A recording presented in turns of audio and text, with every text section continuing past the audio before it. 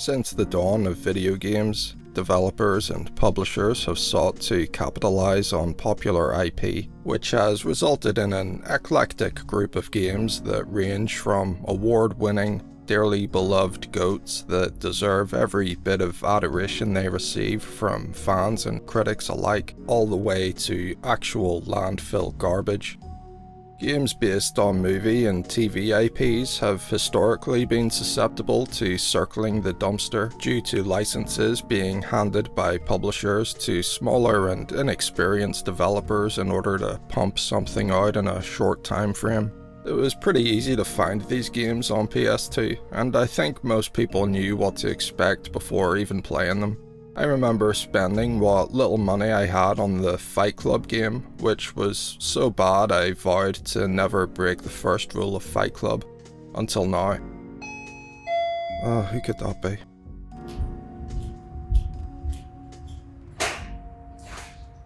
Fortunately, it wasn't all bad. There were some truly great movie licensed games that graced the console, like Lord of the Rings, peak Rockstar's The Warriors, and while not a PS2 game, Chronicles of Riddick: Escape from Butcher Bay is well worth a mention. In Japan, licensed anime games avoided these extremes for the most part, falling within the range of to So when Tokyo-based developer Chime released a game based on Cowboy Bebop several years after the show first aired, there was little more than a curious raise of eyebrows.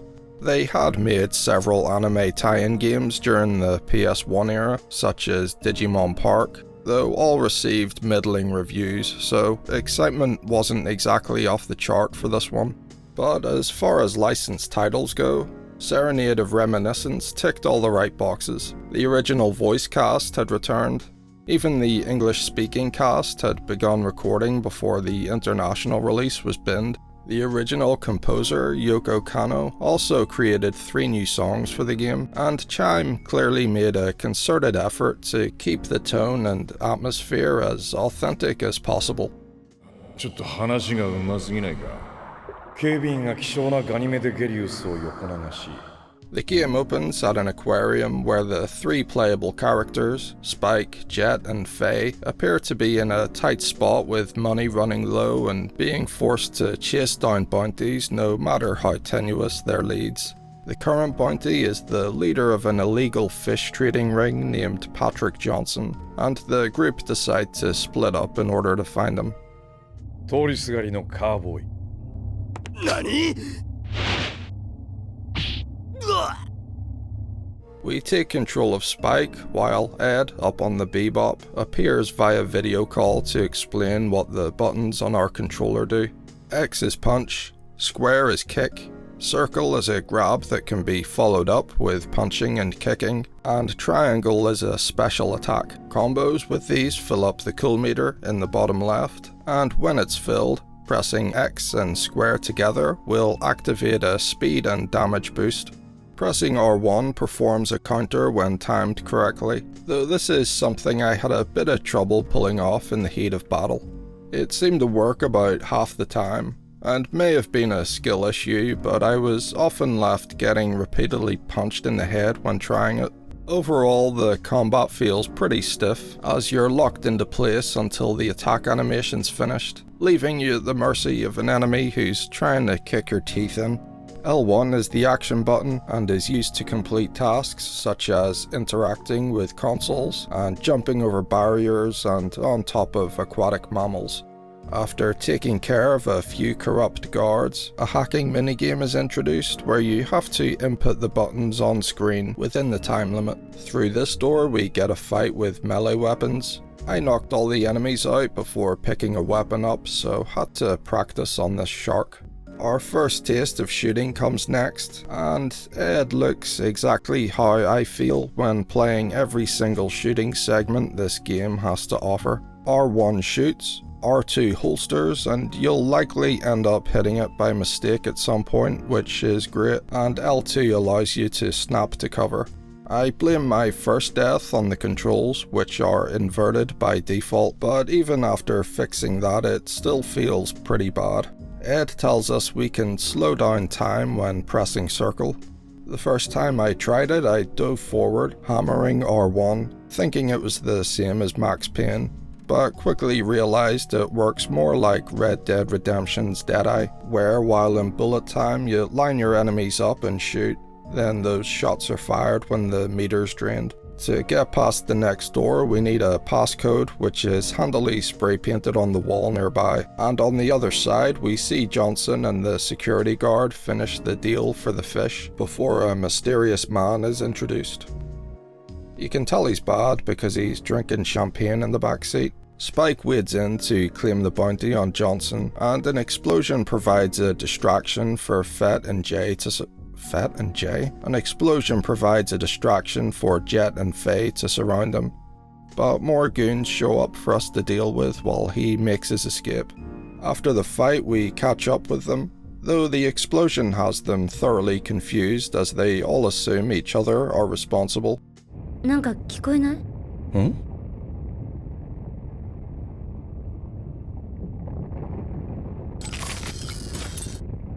おい、まさかさっきの爆発でそのまさかみたいだな。逃げろ！ Johnson, too, is in the dark, denying any knowledge, so they chalk it up to one of life's mysteries before Spike starts rummaging in the bin to find an MP3 player that plays a song that sounds familiar but is unable to place. While ruminating on their money woes back on the Bebop, a bounty hunter TV show appears to be the answer, as a giant stack of bounties has become available. 見たか？見たぜ。見たわよ。そうよ。とにかく一刻も早く。にゃにゃにゃにゃにゃにゃにゃにゃにゃにゃ。ほら、静かにしてなさい。大事な話の最中なんだから。にゃにゃにゃにゃにゃにゃ。まったく。With their spirits lifted, Ed starts to sing the same song from the MP3 player, which is revealed as Diamonds, a song that released 50 years ago by a singer named Priscilla A and has recently become popular again. A strange coincidence, but they think nothing of it. The next bounty takes us to Dome Town, where Spike confronts an extortionate monk named Gonza, who, after begging for money, sets his men on us. The environmental design's great and very in keeping with the types of locations you can see on the show, and is definitely one of the game's high points. The fight takes us through the back streets and onto a basketball court where waves of enemies stand in the way. A shooting section follows that feels just like the shooting range from the 1997 Blade Runner adventure game, except many times more shit, which is some going. A shutter awaits at the end of the alley, the passcode for which hides behind the cryptic hint, Merry Christmas. Inputting the code 2512 does nothing because Japan uses the incorrect American dating format. Inside, our monk is waiting and ready to mow Spike down in his truck, and has us running back through the alley, jumping and ducking over and under obstacles. Gonza escapes, but not far.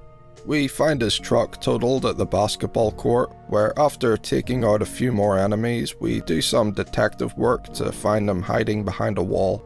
While going to hand him over at the police station, Jet shows up doing some research on a bounty, but after their minds wander to the dinner table, the monk escapes, and from here we take control of Jet as we chase him to the theatre. Combat with him is expectedly slower than Spike, and while hitting much harder, it only serves to make the already stiff combat feel even worse. So it's a good thing that after shooting our way past a group of enemies, we reach a stage where we have to beat a wave of 25 of them.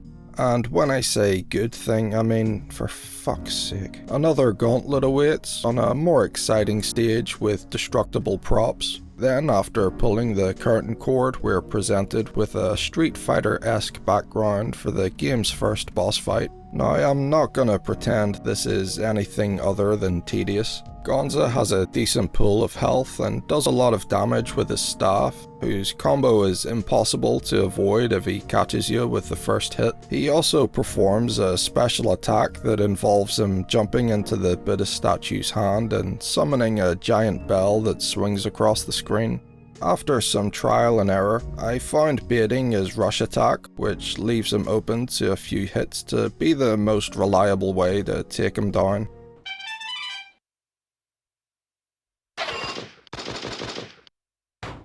Back on the ship, the gang discuss rumours of an old pirate named Captain H and the current hunt for his treasure. Jet and Spike are of the opinion it's just folklore, stories similar to Robin Hood that are popular with kids, so they take no notice of these rumours.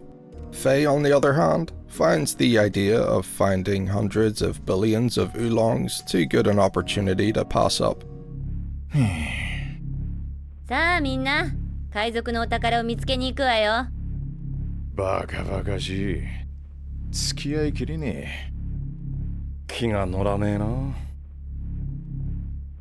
ああ、もうまったく、どいつもこいつも。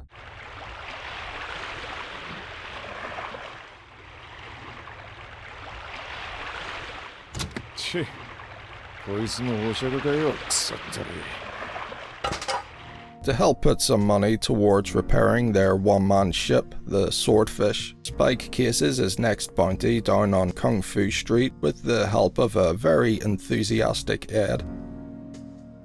The target is a music producer with a ton of debt named Steve, who tries to worm his way out of his predicament, offering to help Spike with the treasure hunt by revealing that 2 songs, one of which being Diamonds, holds the secret to the treasure's location. But before he can finish, a pair of sibling cowboys named Bianca and Kent show up to take Steve for themselves. 今日からよ。夕べ寝ないで考えたの。そういうのって自分でつけるものじゃないと思うけど。またな、スパイク。いいじゃない。約束忘れんなよ。その方が迫力が出るでしょ。そうなのかな。He gets away, but where one door closes, another opens. This time in the form of a boxer with a bounty on his head named Jose Gonzalez, who of course also runs away and leaves us to deal with the droves of thugs rushing in from the shadows. The atmosphere is again on point, with rain beating down on the back street to the great soundtrack that I'm not gonna let you hear. Jose takes refuge in a tank, forcing us to encroach carefully, taking cover wherever we can and deftly avoiding the gunfire. He gets stuck and we work our way through more enemies until faced with the biggest danger yet, a huge wrecking ball. This game does that thing where no matter where you touch it, regardless of how physics works, it'll damage you, and here it's instant death. We follow him into an ambush on a neon-soaked rooftop, where you can really start to feel how much heavy lifting the environmental design is doing, when the enemies just don't stop spawning in and you're forced to engage with the combat for extended periods of time. Eventually we catch up to Jose for a fight on a boat. His attacks are very fast, and enemies throw barrels off the bridges that can knock you off the boat, but as long as you stay close and don't give him too much time, he's not that bad.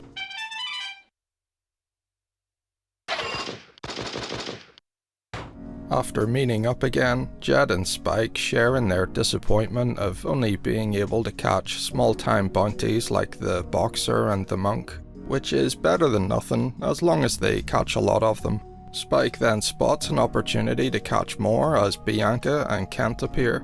His confrontation results in Bianca trying to gun him down while we navigate him through a Crash Bandicoot sequence, before taking them both on in a pretty inventive boss fight. We play air hockey with Kent, kicking landmines back and forth. It requires careful precision as each mine has a 10-second timer and several are in play at once. In addition to this, Bianca stands on a platform above shooting, so we need to utilise the boxes that move along the conveyor belt for cover.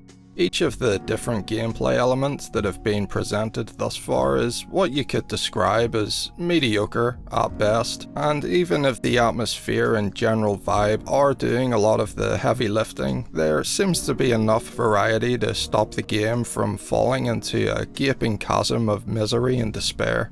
I sure hope that doesn't happen. After Kent goes down with all his limbs miraculously still intact, they all reveal themselves to be cowboys, with Bianca's defense being that Spike and Jet look too destitute to be bounty hunters. which isn't too far from the truth to be fair to her. Later that night, as Jet wanders the streets, he bumps into a girl who pleads for him to leave her and her tiger alone. To my knowledge, this is never brought up again. Settling in a bar run by an old friend of his named Ellen, the two of them talk about her dead husband, Ronald, who worked with Jet when he was in the police. Diamonds then begins to play on the jukebox, and intriguingly, she mentions that Priscilla A is from an island, lending a bit more credence to the treasure rumour. However, a more concrete source of money walks out the back door, so Jet follows, only to be faced with some well-dressed men.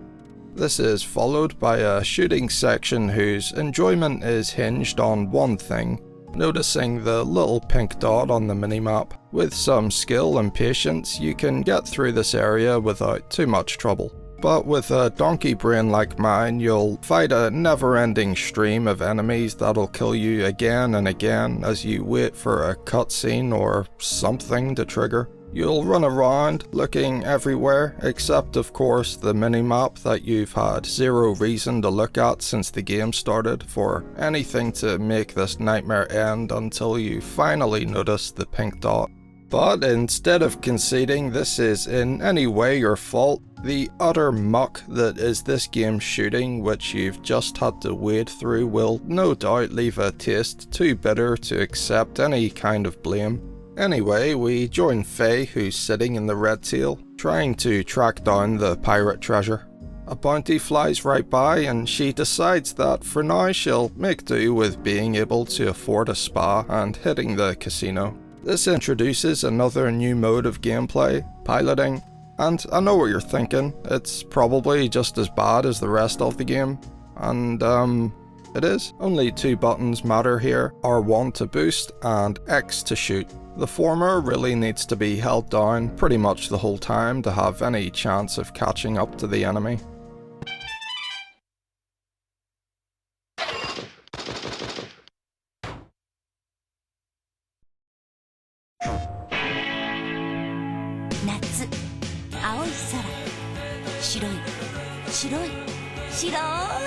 PS2 白薄小さい PS2 に新色仲間入りプレイステーション Back on the surface, Faye looks for somewhere to spend those sweet oolongs before stumbling into Kent getting harassed by a group of thugs. She uses her charm to distract them before delivering a swift punch to the face, resulting in our first chance to try her out in combat. Now, I was under the impression that with Spike being the balanced one and Jet being the slow but powerful one, Faye would be the quickest but do less damage. Well, she certainly does less damage, but to me feels slower than Spike, and the sound she makes when getting hit becomes a bit grating.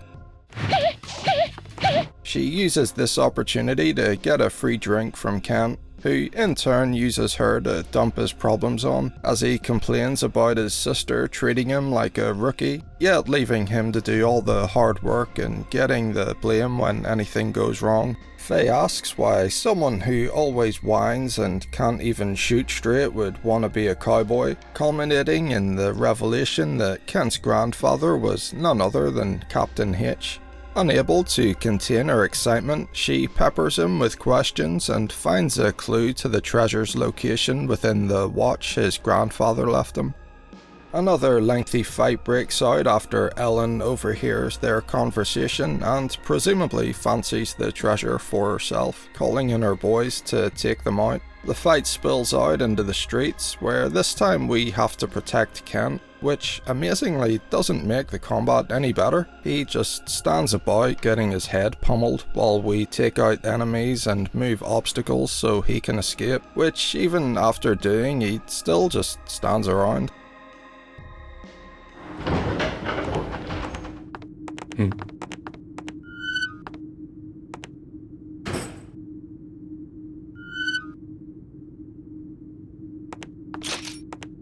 獲物を独り占めしよったってそうはいかないわよ。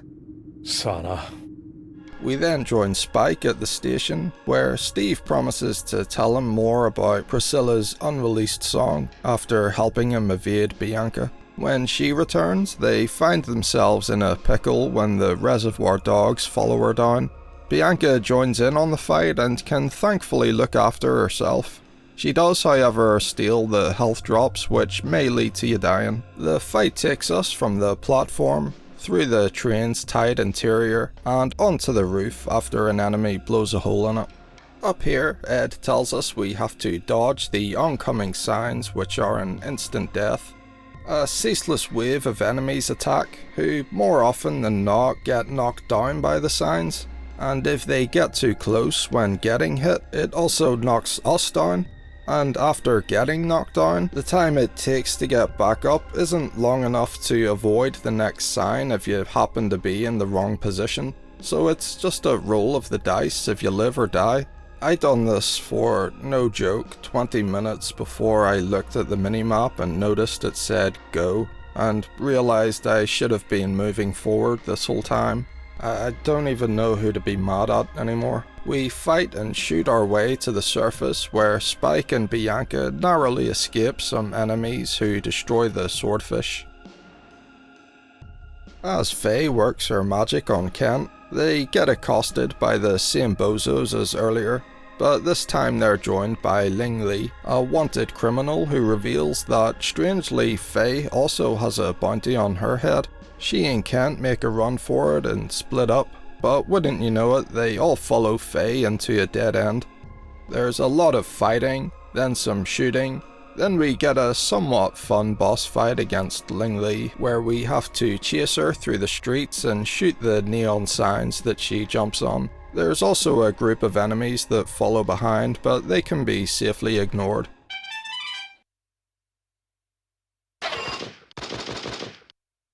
The pair reunite at the docks, but their joy is short-lived as Champagne Man appears, revealing nothing more than he wants her dead.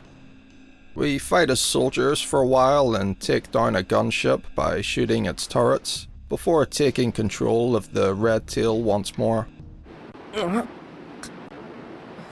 変なとこも見ないの。はい。 Kent makes himself comfortable as another flying section starts, navigating the dock and boats while shooting the enemy down. The screen says past threat, but the glowing red dashboard says otherwise, and Champagne Man finally catches them. Jet's relaxing at Ellen's bar once again before Steve busts through the door with his loan sharks in tow. Another bar fight begins, which has some enemies throwing Molotovs at us. Steve explains he's looking for Priscilla's phantom song called Pearls, before a limo does a drive-by and triggers a QTE that I missed, then another, and a fight through a back alley for another horrid shooting section. Faye and Kent find themselves locked up, with him scarcely believing his grandfather could be capable of stealing so much and offers to give Faye all of the treasure if it's real. She, more concerned with breaking out, pulls the old "ow my stomach hurts" routine. This whole area made my stomach hurt. Oh nice, another surprise QTE that gives you less than a second to press a button in the middle of a cutscene. Just great work all round. There's lots more fighting. Then a stealth section that has us walking very slowly through the vents, and a sequence where being seen is an instant game over, and this is where I seriously considered quitting for the first time. It's a lot of waiting around until each pair of these dickheads look away so you can do a stealth takedown. It's boring and can become very frustrating, which is exactly what makes a stealth section good. I'm sure you'll agree. The next room is a genuinely miserable experience in which hordes of enemies flood in and Kent does his best to get knocked out. On the occasions where he doesn't get knocked out, it's because he steals the only 2 health pickups in the room, which again will inevitably lead to getting knocked out yourself. And this was the turning point for me, where the game's cool and charming facade had completely eroded, and like a dam that forgot what its job was, unleashed the torrent of dog shit it had been holding back for hours. There's a box-moving puzzle, then a helicopter chase before they finally reach safety and discover they're on Treasure Island. Spike and Bianca have been hiding out all day, and he decides it's time to get going. 別々に脱出しようっていうの？まさか自分がおとりに？ガキのおもりはもうたくさん。ただそれだけさ。We get another creative sequence of viewing him through the enemy's sniper scope to get him to safety by hiding behind moving containers and jumping obstacles to a puzzle area up ahead. Here we need to mess around with the electric power flow to open certain doors, which allows us to root through some lockers for a keycard so we can progress to a fight with waves and waves and waves of enemies. Now it's our turn to get behind the scope, or iron sights rather, to help Bianca escape before running into Champagne Man, who finally has a name, the director. Ooh. 何もかも分かったようなあんたのその態度さ。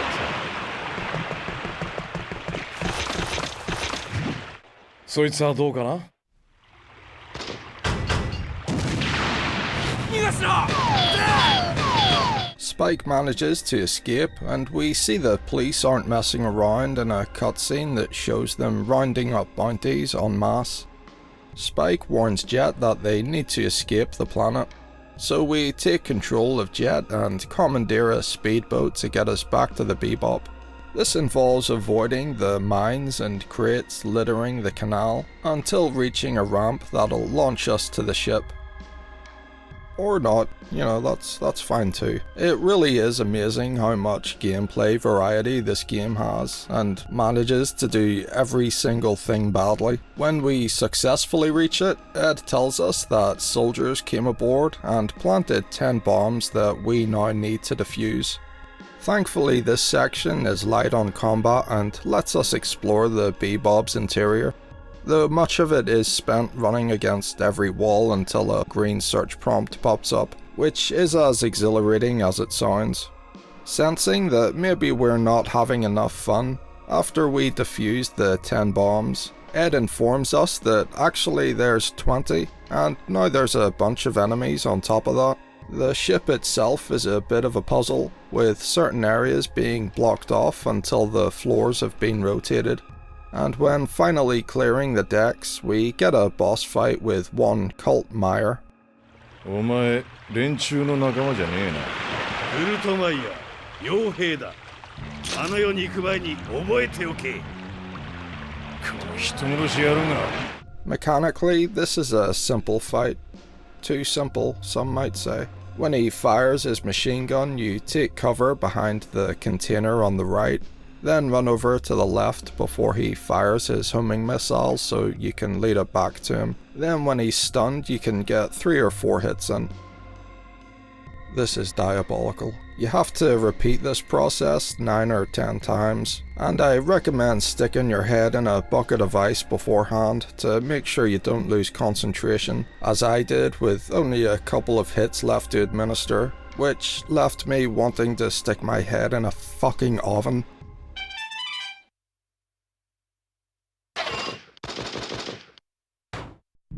Hi, Bimbo Cowboy-san. お元気?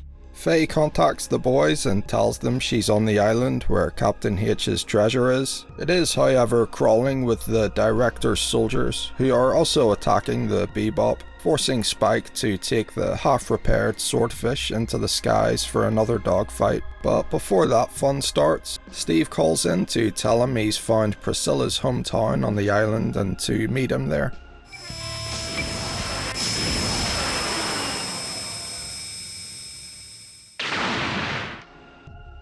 After landing, we fight our way through some enemies in an abandoned Wild West town and to this dusty, narrow corridor where I must confess this was the point my brain shut down. I just couldn't hack the mind-numbing combat and endless hordes of enemies anymore, so I had to tap out. So from this point on, all the footage you see comes courtesy of RetroView, who has kindly allowed me to use his. Oh, Spike! 遅かったじゃないか。見てみろよ。Spike meets up with Steve and they find Priscilla's grave, but while giving a poetic speech about this being where the dream started and where it ended, He unfortunately finds himself in the way of a bounty hunter collecting the 10 million bounty on Spike's head and takes a bullet to the chest. The fight has us taking cover behind tombstones from the boss's missiles until enough pot shots take his ship down.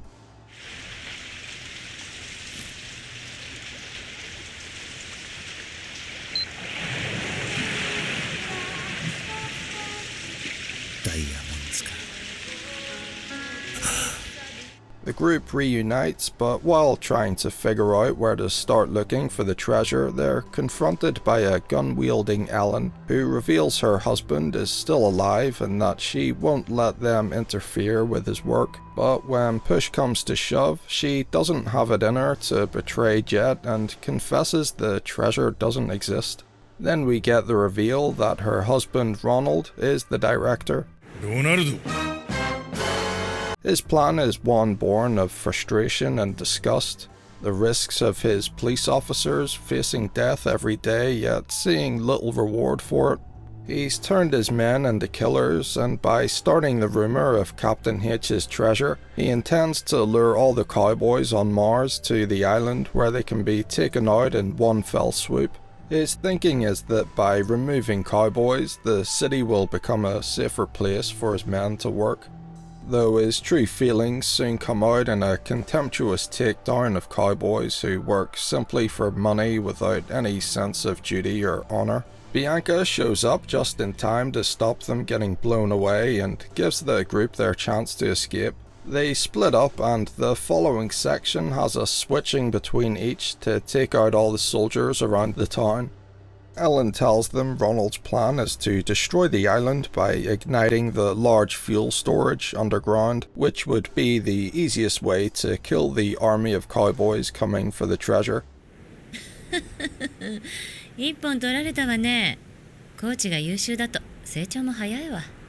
うるさいバカ女。バカとは何よ。バカだからバカって言ったのよ。ほらほら、無駄話してる暇はねえぞ。It's decided Spike will go after Ronald himself, while the others send out warnings. So we head to the church and fight our way underground to Captain H's secret base. Getting through here involves completing a series of puzzles, before reaching the hangar where we see Spike in a moment of reverence as he gazes upon Captain H's ship and a portrait of Priscilla. Further ahead, he confronts Ronald, who Batman villains his way to freedom.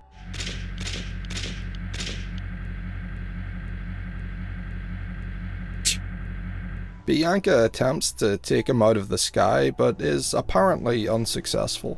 お前ら、お遊び気分も大概にしやがれ。They follow him to a ship where Faye has to dodge mines along the way, and we see that Bianca didn't miss her shot, with the leaking oil providing Faye with the means to blow a hole big enough for Spike to get in with the swordfish. 自分の手で蹴りをつけないと気が済まないたちでね。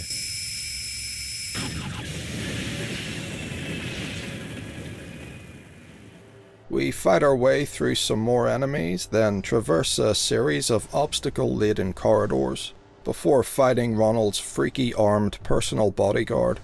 Dodging his jump attack and grappling after dazing him is the strategy here, where you then smash his head into the electric boxes.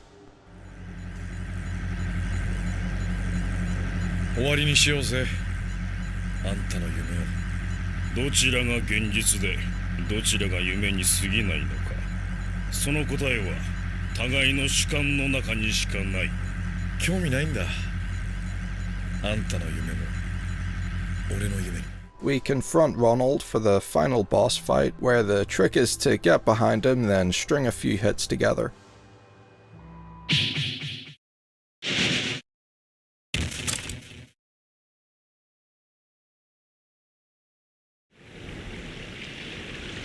この時計はあなたにあげます。 With Ronald finished, they all return to the island where Kent leaves his watch at Priscilla's grave, and they all say their goodbyes, with the crew of the Bebop finishing on the all too familiar note of going home with empty pockets. こういう時のカウボーイの挨拶ってのは決まってるらしい。何？またいつかってな。